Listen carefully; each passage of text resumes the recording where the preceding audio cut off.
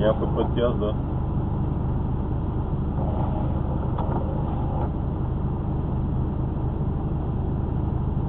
Еми, по принцип да. По принцип. Но какво правиш, това е друга.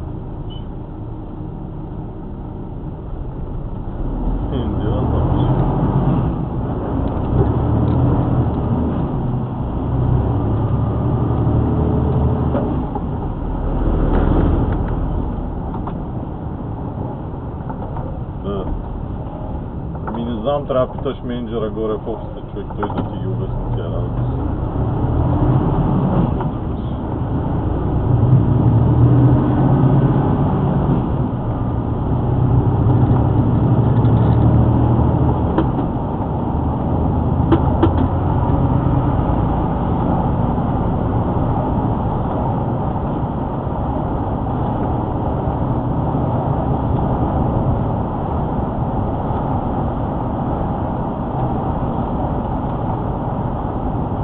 Стане нещо, тогава се е бал май.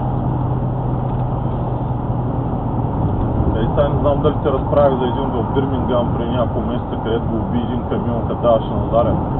На един ярд камиона маневрира, дава на заден и убива човек. И нали сега не знам историята, не знам подробности, нали, защо този човек е хорал зад камиона, докато се движи и така нататък.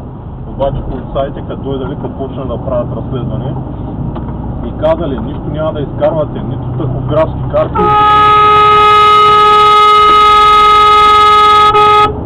Факти, ме, как ме засече един неистина човек. Прави стръпнак, отивам клипче за качване. Ама за малко, то тежи, за малко човек, пак една секунда, ако бях по-бързи и ще стълби да му изпадат. Да, ние са стълби.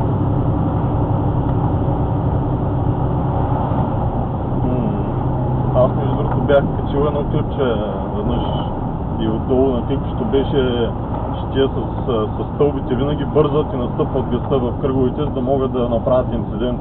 Все едно, че не искат да го предотвратят, все едно, че искат да го направят, така карат.